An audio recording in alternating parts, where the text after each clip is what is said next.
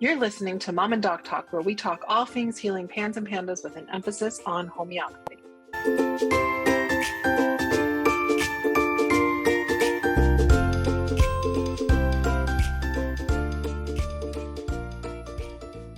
Hi, I'm Jody, the mom. And I'm Dr. Barr, the doc, and welcome to Mom and Doc Talk, where we talk all things healing pans and pandas with a special emphasis on homeopathy. And after 34 episodes talking all about everything that is related to homeopathy and touching on and mentioning homeopathy again and again, we are finally ready to dive into the specifics of homeopathy, which will not be the only thing we talk about from here on out, but I think is really great to have a good foundation for all the things that we've already talked about a little bit and everything that we're going to be talking about moving forward from here. So Jody, it's probably going to be me talking a lot in the next couple of episodes, but I'm going to lean on you to do what you do best, which is to read the moms' minds who are listening to this, who might be newer to it, or anybody else who might be listening to this as a suggestion from somebody who is a regular listener to our podcast or who is wanting to learn more about homeopathy in general. So help slow me down when you need to, and help me clarify things if I get a little bit too geeky or wonky. Okay. Yeah, definitely. I have to say first, I'm so excited that this particular information is going to be out there. This is like all of the stuff I wish I would have known from the beginning. And I want to say right up front that you are going to talk about stuff that viewers aren't necessarily going to understand, but it's still really, really good stuff. Had I heard all of this in the beginning, I'm not sure I would have understood it. Yeah. It would have taken me a little ways, but even if there's stuff that you don't understand, keep listening because it's so valuable. And I think the next couple of episodes are going to be good episodes as you're gaining more understanding going through homeopathy. They'll likely be good to come back and revisit them as we go. So it's all good stuff. And you learn in little bits as you go. So, yeah. So we're going to do our best to keep these still on the shorter side, just with the interest of understanding the life that you're living. And even if you don't have a Pans or Pandas kiddo, I don't love pulling up a podcast that's forever long. So we're going to keep them in as short as chunks as we possibly can. But that also means that it's going to be a little while as we're trying to explain everything. And keep in mind, homeopathy is something that is a hundreds of years old science and practice that has a lot of information behind it. So many things that we could discuss, from what it is, how it works, new research on it, ways that people manage cases using homeopathy, what to expect, all of these various different things. And so we're probably going to be talking about it for a while, and we're not going to get into all of the nitty-gritty right here today. So I hope that you'll come back and join us for our next several episodes to give you a little bit more information to expand on that. It's also one of those things that, Jody, basically you said you probably wouldn't have understood everything right up front had you had access to all of this when we first met and you started working with homeopathy. But that I bring this up because it's something that you are still learning. You have been using homeopathy for your family for 8 years now. And you are still learning on a regular basis. We're having regular conversations in our Facebook group with videos that we do and things like that to support the community. And you routinely, at least once a month, say, "Oh my gosh, I finally understand this now." Or "You've been saying this so long and I finally get it." So if something seems like it's going over your head, we would love to hear from you to make sure that we're doing the best that we can to make this as accessible and understandable to people as possible. And hang tight, because there is a good chance that something we'll share in another episode will give you a little bit more and deeper understanding and more nuanced understanding of things. So this is something that people study for years and years and years. Homeopaths are still studying decades later. The day before they retire, they're still studying homeopathy. And so it's something that it's got so much depth and so much nuance. And every time you reread one of the materials from the people who are the founder of homeopathy, you get more from it. And your practice informs what you're learning, and what you learn informs your practice, and back and forth. So with no further ado, let's just go ahead and dive in with what homeopathy is. So, as I said, homeopathy is over 200 years ago that it was first discovered. It was discovered by Samuel Hahnemann who was a German physician practicing during the time when people were using things like arsenic, mercury, bloodletting, etc., to treat people. He recognized that his treatments that he was offering weren't actually helping people get better, and in many cases made them sicker, made them worse. And so he decided to shut down his practice, basically saying, like, you'd be better off without me, and went to work using his vast language skills. He was actually spoke several different languages and was a chemist. So using all of these things to earn a living for his family by translating medical texts. He translated a text that was a materia medica, which is basically a listing of how homeopathic medicines can be, or not homeopathic, how any medicine, how any plant, any substance can be used medicinally. And so he was translating this text on a substance called cinchona bark, so an herbal medicine, and it was used regularly for treating malaria. And the person who wrote it suggested that the reason it was really effective in treating malaria was because of the bitter properties of the herb. Having been being a chemist and reading a lot of different materials, he recognized that there were a lot of things that were actually far more bitter than the cinchona bark was. And he decided to just go ahead and test it on himself and see what happened. And when he tested it on himself, he just took some of the tincture. He found that he had very similar symptoms to what he had experienced when he had had malaria previously. And that set up a light bulb in his brain, because he had previously translated a text that's attributed to Hippocrates that had the concept of like cures like. And so that experience, where he took cinchona bark, which was very effective for treating malaria, and experienced symptoms very similar to malaria, having taken it, really fit that principle of like cures like. So something that can cause something in a healthy person being used to treat those similar symptoms in somebody who is in an unhealthy state. And that's where homeopathic, the word homeopathic comes from, is like cures like, or similar. Similar suffering is what it actually translates to. And so Samuel Hahnemann, being a chemist and an experimenter, a scientist at heart, started studying what would happen with lots of different substances that were somewhat effective in treating disease, and found this principle to hold true again and again and again. And so he took that information that he'd gathered in what was later to be called provings, or like testings. The German is Prüfung. And so they call it provings now, where we're testing to see what symptoms are provoked in a healthy person when they take a substance that then can be used to treat those similar symptoms in an unhealthy state. So he took all that information and went back to practice and started helping people, and finding that this really held true, not just in the symptoms, what they provoked, that when he would find similar symptoms in an unhealthy state, that the remedies that he called, the medicines, were able to cure those symptoms in that unhealthy state. So that's really where homeopathy comes from, is the like cures like.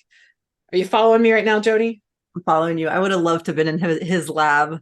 Wouldn't that be would awesome? You? I would not have.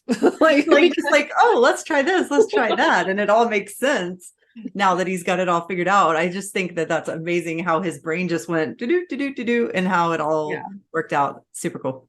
Yeah, I mean, like, ultimately, there's some people who will say that homeopathy is unscientific, and we'll get to the why in just a minute. But like, this just shows you, like, from the very beginning, it was somebody who was making an observation from the clinical experience that they had, and the background and understanding of chemistry, and put those observations together, and then had a hypothesis, did an experiment, found the results from the experiment, and then did it on repeat. And so, like, this is the scientific method, the application of one thing, one change, what happens as a result of this one single change.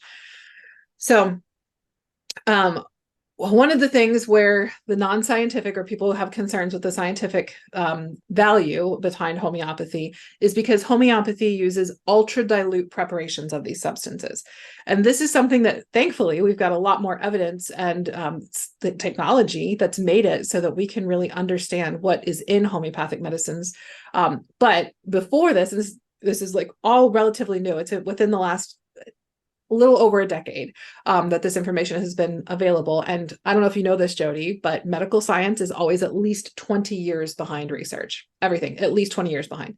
So we're still in that lag period where even not even all homeopaths know about this information. So the biggest issue, the biggest hang up for people, and the biggest hang up for me when I first started naturopathic medical school, was they're diluted so much that they go beyond Avogadro's number, which basically, until we had a better understanding of the smaller size of particles that are produced through lots of different things in life, we thought that it meant there was nothing left. So it was so dilute that it was nothing that was left, and it was just water. And so we were basically giving people who were really sick water filled with hopes and dreams, and like that we were hoping that it was going to do something. And so that made no sense to me, as somebody who has a background in physiology and neurobiology. Almost quit naturopathic medical school. So grateful I didn't. I talk about my experience in a previous episode. I believe it's let me find it for you. Episode number 12, where I talk about having found homeopathy, and I tell a little bit more about my story. So feel free to check those out if you want to get a little bit more insight into me. So that problem with homeopathy being so dilute it's a sticking point for some people. We have found through lots of experimentation, multiple different researchers have found that there are nanoparticles that are formed in the dilution process. So there are substances still present in the homeopathic medicines. They're just in nanoparticles. So we can now say that homeopathy was the original nanomedicine.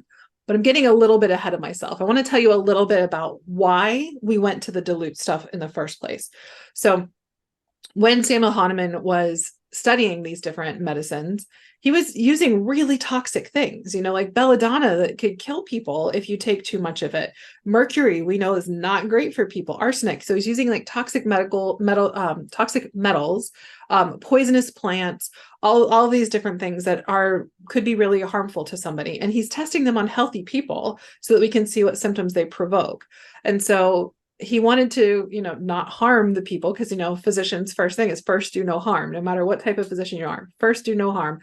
So he started diluting them, and he found that they were effective at still provoking a response in people. And he also found that they tended to be able to provoke a healing response. Once he started getting into clinical practice, they were able to provoke a healing response without so much of like the initial shove. And so, we'll talk about this in just a minute, and we'll probably talk about it in plenty of episodes, right? So essentially what I'm talking about right now is an aggravation, a therapeutic aggravation. And so basically the dilution came about from a point of safety, and then it was sort of like, oh crap, how are we going to like deal with the fact that like these really, really dilute things that don't make sense are actually more effective? Are people going to believe us? And so the good news is that we see now that there are nanoparticles that are formed. I had to accept even before the nanoparticles were formed, because I came to homeopathy before this research was done, that I didn't understand exactly how it worked, and just trust that hopefully before I retired that we would understand more about how it worked. So I'm going to give you a couple, but I guess I'm going to pause and just make sure there's nothing, because I'm going kind of fast and I talk about this stuff all the time and I'm getting all excited. So is there anything that I need to pause and explain a little bit more before I talk a little bit more about how homeopathy works? No, I think you're in a good rhythm. Keep going. Because thus far it seems simple enough. Keep going, because it'll get interrupt me if you need to. Okay. So with homeopathy, what we're doing is, again, we're using the principle of like cures like. So essentially what we're doing is we're trying to provoke a similar action. So like the medicines have a similar action to something that somebody is currently experiencing. And so what we're trying to do is not to just give them this more of what they already have. We're trying to provoke the body to push back with its healing response, which is opposite in reaction to what the primary action of the substance is. So the provings are all finding out what the primary action of something is, and we then use it to try and nudge the body so the body does its own response to it and gets the secondary healing response, which is the opposite of what we're seeing in the primary action. Does that make sense, Jody? Yep. And so basically, like if you think about it, if every single thing that we take into our bodies has an action on our bodies. So let's think on the point of like coffee. Coffee is always the example that I use. So the primary action of coffee is stimulating. So when we drink a bunch of coffee, we might be a little hyperactive. We might be super focused. We might be really restless. We might have insomnia. We might get a little bit irritable and angry. But then give us a couple of hours, and we tend to have a crash, and it's like the caffeine crash, right? But it's usually that we then, after the caffeine crash, we feel more tired, more sluggish than we felt before having the caffeine in the first place, right? That's the body's secondary response pushing back against the presence of the caffeine, because it's saying, wait, this wasn't supposed to be here. I need to push back against it. And so what we're trying to do with homeopathy is provoke that secondary response. So if somebody is on their own, not having taken caffeine, if they are hyperactive, super focused on something, maybe talking really fast, can't sleep, have really bad insomnia, we might give them a homeopathic a small dose of coffee in order to nudge the body with that primary action, so that the body itself will push back with the secondary opposite response and calm down. So that primary action sometimes can cause a little bit of a worsening of the symptoms, because we're basically, if somebody's so sensitive to the substance that we're being given, it almost adds to the existing symptoms that they have. So it makes things, it's like they have your existing symptoms plus a little bit more from the homeopathic medicine. So it's stacking up, and then that happens right before the body's able to push back. So sometimes we will see this aggravation of symptoms, or therapeutic aggravation, that is the body responding to the primary action of the medicine before the body has its own healing response. Because we're just provoking the body to do something on its own against the medicine, it's really the body that's healing itself. We're just giving it the nudge for the body to do the thing that it needs to do to correct whatever is going on. That's how we understand homeopathy to work. And that's how Samuel Hahnemann described homeopathy working hundreds of years ago. We have since learned that we have these nanoparticles that are present of the original substance. And it's been shown that there are nanoparticles that bind at the cellular level, and then they lead to cellular adaptive change. So we can see this on like scanning electron microscopes, that there are changes that come into the cells because of that binding and that taking in of those nanoparticles that are found in homeopathic medicines. The thing that we don't still understand is exactly what happens once it's in the cell and why it leads to such broad reaching changes. So with homeopathic medicines, we are working on helping people recover as a whole person. In the next episode, we'll talk a little bit more about how a remedy is chosen. But the point of homeopathy is that it's to help stimulate healing as a whole, and that everything you're experiencing is connected, that what's going on, like your headaches are connected to your gut stuff, are connected to your mood, connected to your tics, connected to the inflammation, connected to the urinary symptoms. All of the things are connected, and they're all related to an untuned vital force. And that's really where that cellular adaptive change comes in, but we don't know how that leads to this broad reaching difference that we see with broad improvements. I'm going to pause. What do you got?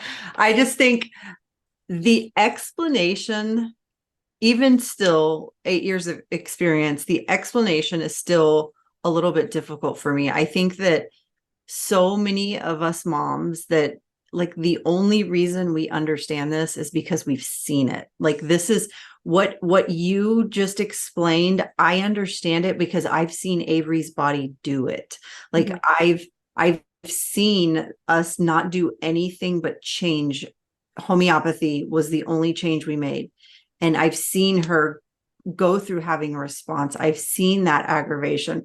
And I also understand that less is best, because as she healed and we started dosing less frequently, in between, I could see that her body was doing the work. It was healing, and it just needed occasional doses to make it happen. So again, I just want to reiterate, if you didn't understand that, it's okay that you don't understand it, because your provider does understand it, and you'll learn it as you go. But I think that so many of us that get it, like any homeopathy veteran listening to this will be like, still don't get that. Only reason I understand is because I've actually seen my child's body do it. And the good news is you don't have to understand how homeopathy works. You just have to understand how to apply it to be effective. So people have been using homeopathy and understanding to some degree. I mean, Hahnemann's writings are complex and complicated, and it took me, I didn't even understand it when I was first starting to practice. I didn't understand that particular concept and exactly how that worked. And so I will still lecture to people, and there are people who have been practicing homeopathy for a long time that still, it's like, oh my gosh, okay, yeah, that makes sense now, finally, how that works. So it's not vital that people understand how it works to understand how to apply it and for it to be effective. So I just know, especially since, the community that we serve, our Pans and Pandas parents, they're some of the most well-informed and educated parents when it comes especially to anything that would relate to health and healing for their children. So I just want to give as much detailed information as I can, but also as simply as I can. All right, so that's the sort of the way that homeopathy works in the body. I feel like I should say really quickly before we move on to the concept of like the totality of symptoms and everything like that, and the improvements that people tend to see. Aggravations are something that can be a sticking point for people when they are considering starting homeopathy, and it's talked about a lot in the Pans and Pandas community. Not because it's frequent, because it's actually not, but it's because that's when people need the most support, right? So aggravations are a possibility where you see that short-term worsening because you're getting a little bit of the primary action of the homeopathic medicine before you get that secondary healing response. So some people will experience it, but most people won't. We've found that in the PANS community, it's about 30% that experience it, and that's more than the average population because these are people who tend to be just more sensitive in general, right? These are just really sensitive kids. And so ideally what we'll see happen is that using the minimum effective dose, which is another principle of homeopathy, the minimum effective dose, that we see as little to no aggravations and only that secondary healing response. And so that's really where the dilution becomes so effective. You could use something full strength, like you could give every kid who needs belladonna a full drop of a belladonna. Like you couldn't give much because you don't want to kill them, but you could give an undiluted version of the belladonna. You'd probably just get a really bad aggravation first because you're doing a much bigger biochemical force on the body than when you're using simply nanoparticles to just give that mild, gentle nudge. And in fact, another example that I will give when I'm lecturing to like especially functional medicine professionals about homeopathy is that, we use a lot of medications in homeopathic forms, including like all the ADHD medications. Those are all used homeopathically. They're all stimulants being given to somebody who is like hyper and like really overstimulated. And then when given to somebody who doesn't have ADHD, just makes them more hyper. But you give them to somebody who has ADHD, it helps calm them down and slow their brain and focus their brain more instead of being scattered and hyper and, super alert. So that is a homeopathic use of a medicine because it's not about the dilution for homeopathy. This is really, really vital for people to hear. It's not about the dilution that makes something homeopathic. It's how it's prescribed. So if it's prescribed in that like versus like, or like cures like, not like versus, but like cures like principle, that is what makes it homeopathic.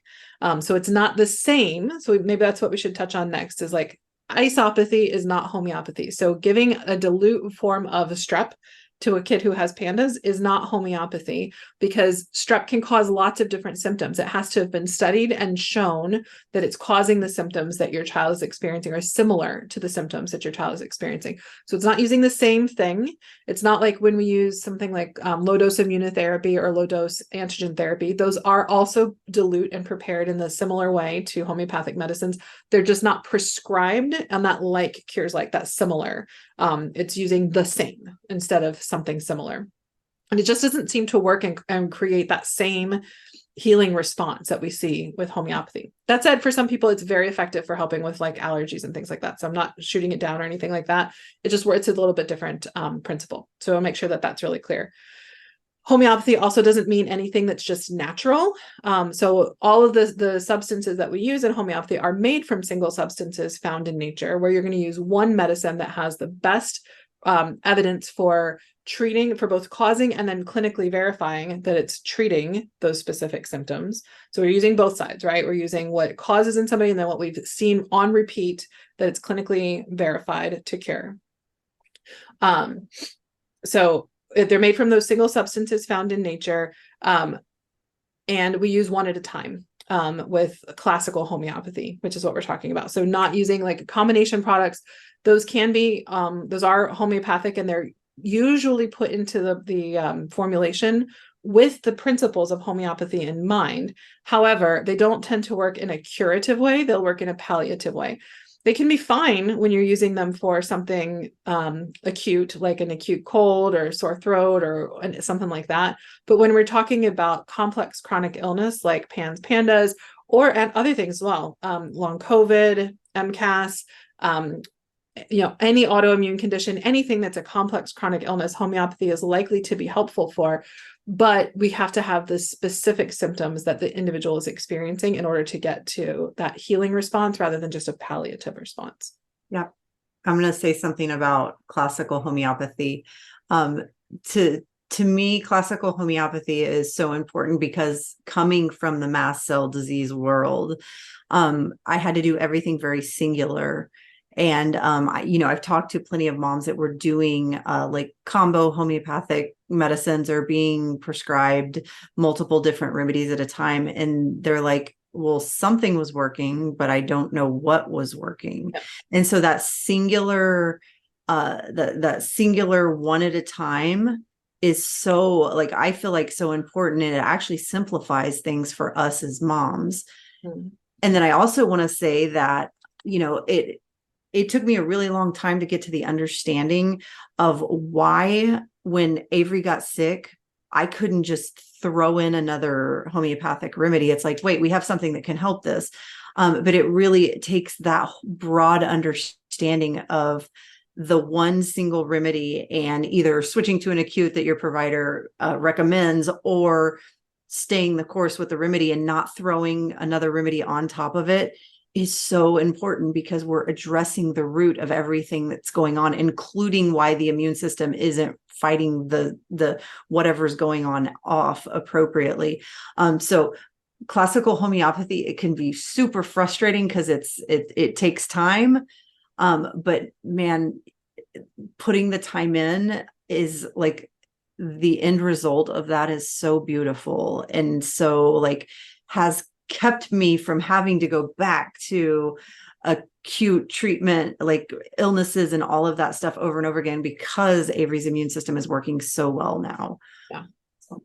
So you touched on something that's a little bit more on the advanced side that we are definitely going to address, which is how we manage our way through healing with homeopathy, managing acutes. And we're going to talk about like this concept of false acutes versus true acutes and all that sort of thing in future episodes. So if Jody like just took you off on a little bunny trail, I'm going to bring you back on for just a little bit to give you a little bit more information about what to expect, like how homeopathy, the healing process of homeopathy works, like the very, very like 30,000 foot overview. And then we'll wrap for today and come back with more details for you about the basics with homeopathy first, before we dive into all of those really like more advanced topics and concepts. So healing with homeopathy is not that you're looking for one remedy, and we'll talk about that in a future episode about like the exact all those questions that really swirl around that, like people wanting to find one right remedy. It's not like homeopathic astrology or medical astrology. You're not finding like this is the one thing that you've needed, and if you find this perfect fit, you will always be great forever. We have to look at what's going on in your body now and what's happened throughout your life, as well as what's happening in response to things in your environment, because, we're all affected by things in our environment. And so as we're healing, oftentimes the remedy that is going to help continue the healing process will change. So we're going to be on one remedy at a time, but that remedy can change over time. And the way people need to take it can change as well. Some people will take a daily dose. Some people will need to take an infrequent dose. Most people don't need a daily dose, even if they can take it. It's just easier, especially for PANS, PANDAS families, if it's tolerated well, to take it once a day. And you don't have to think about it. You don't have to fight with it. You don't have like all these questions. But some kids who are more sensitive need to take it less frequently. And we'll talk about that again in a future episode. So the healing is generally a journey where we see 2 to 3 steps forward and 1 step back, another 2 to 3 steps forward and 1 step back. And when you see that 1 step back, that it's just telling us that the body's not as sensitive to that nudge. It's not as able to produce that secondary healing response as strongly as it was before. And we just need to make an adjustment. And so once you see that 1 step back, you'll either make an adjustment to the preparation of the remedy, to the dose that you get, or sometimes that's a good sign that you need a different remedy altogether. We can talk about some specifics about how we really figure those things out in a future episode, but just know that it's 2 to 3 steps forward and 1 step back, another 2 to 3 steps forward and 1 step back. Sometimes it's 8 or 9 steps forward, and sometimes it's 9 or 10 steps back, just depending on what's going on in the environment, something that might have happened to your child. Jody has talked a little bit about some of the setbacks that she's experienced in her journey. So that is a normal occurrence, and it is not the end of the world. Doesn't mean that something else needs to be added in. It just means that you've got more information and we're ready for the next step in that healing journey. Most people, like I said, don't aggravate. Most people are just going to see improvements with homeopathic medicines, with the symptoms that they're going to experience if they're on the right remedy. But there are thousands of remedies that you can select from. And so it's really important to find that right fit, which is why it's so helpful to work with a professional, and especially to work with a professional who understands the condition that you're treating. And so if you find the best fit, you're likely to just see improvements. If it's not the best fit, you probably won't see anything different happen. There are some concerns about provings being on the wrong remedy or taking a remedy too frequently, seeing symptoms that you didn't have before. It is possible, but it's rare that we see it with really complex chronic illness, because the body is already so busy with the trying to address and like stay afloat with what they've got going on. It doesn't really have the vitality and the energy to provoke a proving. So provings are done on healthy subjects, to make sure it's the clearest information that we can get. All right, the last thing that I think I really want to share today, just in the interest of time, because I'm going way longer than I planned on, because I could just talk about homeopathy forever. Like seriously, it's hard to keep it short. So I apologize.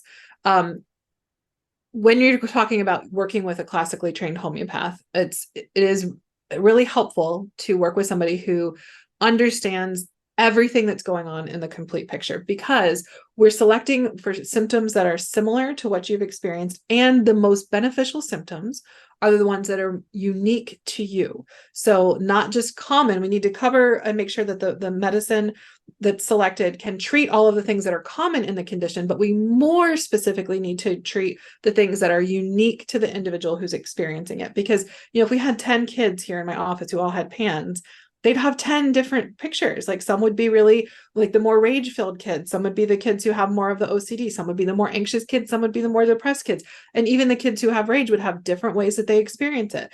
Some would turn white and get really cold with rage, and they would want to throw things. And some kids would be violent and destructive, and they would want to tear things, and it would turn bright red and get sweaty. So like the unique ways that somebody experiences things is what's going to give you that indication for what is the best fit of over, hundreds to thousands of homeopathic remedies that are available to us. And so working with somebody who is really familiar with the condition that you're wanting to help with is beneficial, because then they know what is common and what is unique to you. And these are things that sometimes you have to learn over time. Like there are things that I initially thought when I was first working with pandas, kiddos, were important and unique, that were not at all. And I learned like to ignore them and like not really worry about it anymore, because most kids have those. Like the more experience I have, the more I learned that, and the better I got at getting to remedies faster for people. The other thing that is really helpful, especially in complex chronic illness like PANS and PANDAS, but other things as well, is if you've got lots and lots of medical history and you're currently using medications or supplements, it's really helpful to work with somebody who understands those too, because the medications and supplements are causing forceful changes in your body that your body is having a reaction to. We call them side effects, right? And so when they're having side effects to the medications, supplements, herbs, even if they're mild, it's still information that our body is telling us about how our body is responding to things that can be useful for selecting homeopathic medicines. But it's also important for us to be able to figure out, is this medicine doing this? Is this supplement doing this? Is this remedy doing this? What is doing what? And having a really solid understanding of the totality of what you're experiencing and the condition itself is going to get you really the best results using classical homeopathy, because it's not just about knowing the remedies and hearing what you say. It's about knowing the remedies, hearing what you say, teasing out what's important, separating it out from what's not, knowing what's happening because of your body, knowing what's happening because of your body in response to a medication, what's going to go away as soon as you change this medication or change this supplement, and helping also to really understand which things should be changed where. Because most people want to get off of all of medications and supplements that they are on. So that's really the main thing that I wanted to wrap with today, was helping people understand the nuances of who to work with and why, when you're dealing with something really like complex and chronic, that it's beneficial to work with somebody with really particular expertise. I'm a really good homeopath when it comes to PANS PANDAS. I'm really good at that. I am not somebody that you want to see for irritable bowel syndrome or for Crohn's disease, or because I don't have a lot of expertise with that. Doesn't mean I couldn't be successful, but it's probably going to take me a lot more work to figure it out, because I don't know. I'm not as intimately familiar with like what the patterns of healing tend to look like. That's another aspect of it too, with having familiarity with the condition. Then somebody will know what the patterns of healing tend to be and know when to wait versus when to make a change. I can't tell you how many people we have seen that have been on a good homeopathic remedy, but it just wasn't, they didn't wait long enough to allow the body to do what it needed to do. And we just had to hold mom's hand to wait a little bit longer to allow the body to have the appropriate healing response. So I'm going to stop myself, because I really could just go on forever and wait until our next episode to talk a little bit more about other aspects of homeopathy. Is there anything you think that I missed about the basics of like what is classical homeopathy that would be really important for our listeners to hear? No, I think that you covered it really well. Okay. Well, if you disagree as you're listening to this and watching this, please feel free to let us know. There are lots of ways that you can connect with us that we'll have in the show notes. And as always, we invite you to join our Facebook group so you can connect with us and ask your personal questions more directly to us. In the next episode, we're going to talk to you about how a remedy is selected. So we hope that you guys will join us then. Take care, everybody. Bye, guys. We hope you found this episode helpful, hopeful, and inspiring. We try to get a new episode out every week. You can make sure you don't miss any by following us on Spotify or subscribing to our channel on YouTube. If you want to connect with us more, join our Facebook group, Homeopathy for Pans and Pandas, where we have exclusive weekly videos and answer your questions about, you guessed it, homeopathy for pans and pandas throughout the week. If you are already a member, give us a shout out and let us know what you thought about this episode. If you aren't on Facebook and would like to reach us, you can email us at podcast@resiliencenaturopathic.com. Until next time, take care, and remember, this won't be forever.